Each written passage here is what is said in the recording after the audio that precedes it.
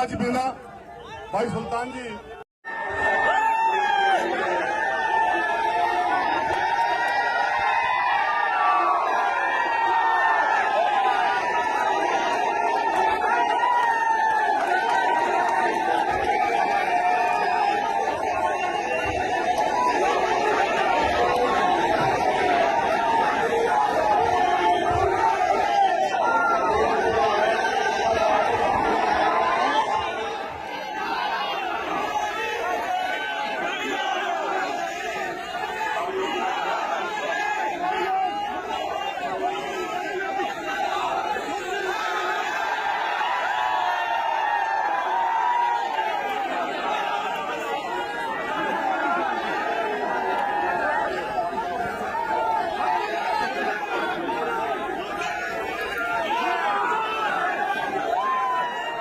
अब आप जानते हो मैं टोंक जिले से टोंक का विधायक हूं, लेकिन ये मैं कैसे भूल सकता हूं कि मैं सबसे पहले दौसा का सांसद था।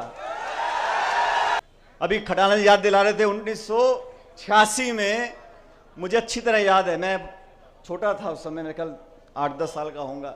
उस समय पायलट साहब ने इस कॉलेज का जब शिलान्यास किया था तो टाइम था सुबह का 11-12 बजे का, हम पहुंचे रात के 1 बजे यहाँ पे। उन दिनों सड़कें छोटी थी, एम्बेसडर गाड़ी थी, डीजल की थी, बार बार गर्म हो जाती थी, रुकना पड़ता था। और साथ में आए थे उस समय सांसद थे अमिताभ बच्चन जी।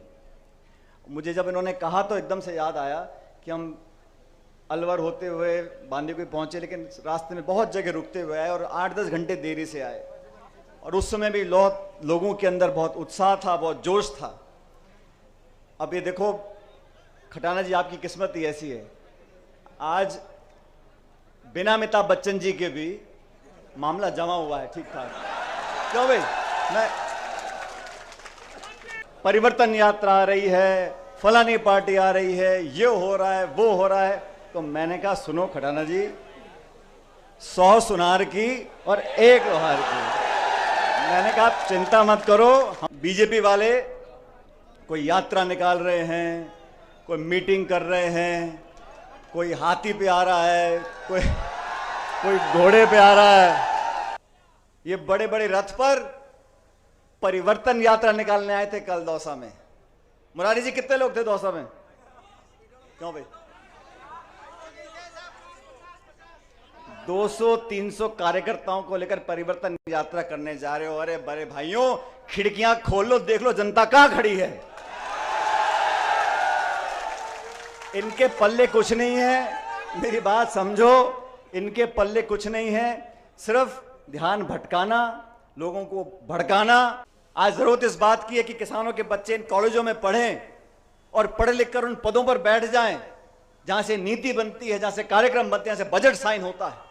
अगर उन कुर्सियों पर गरीब और किसान के बच्चे बैठेंगे, उस अधिकारी को, उस नेता को बताने की जरूरत नहीं पड़ेगी कि किसानी में कितनी लागत लगती है, खाद बीज पानी कहां से आता है, फसल का बीमा कहां से होता है, गाय भैंस बकरी कहां से आती है।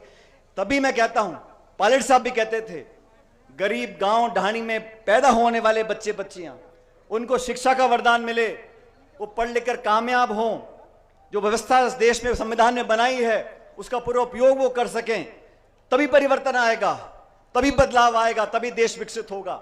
लेकिन हिंदुस्तान का नाम बदल रहा है, भारत रखेंगे, इंडिया रखेंगे।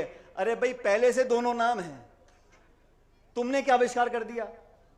ये जो सोच है लोगों का ध्यान भटकाने की, मैं नौजवान साथियों से बोलना चाहता हूं, हम में कुछ कमी, आप हमें आके बोलो, कोई दिक्कत नहीं, लेकिन ये जो देश को लूट रहे हैं इनको तो समझ लो। पहले चुनाव से पहले मैं देखूं, नई नई पार्टी बन रही है, नए नए नेता आ रहे हैं,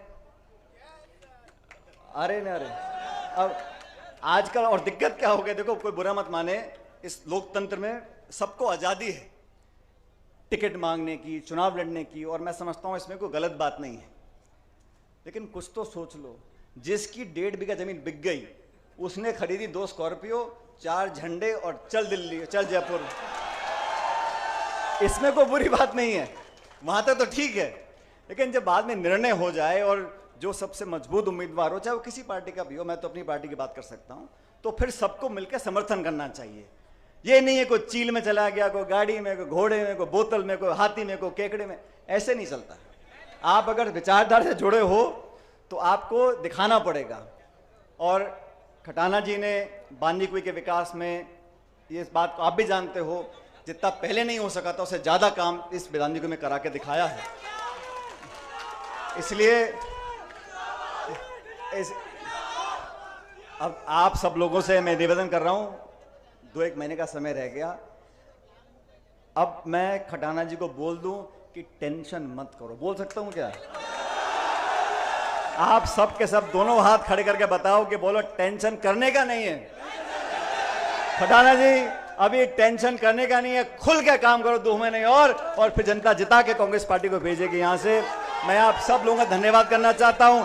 मेरे साथ जोरदार नारा लगाना है कांग्रेस पार्टी का, कांग्रेस पार्टी, और जोर से कांग्रेस पार्टी।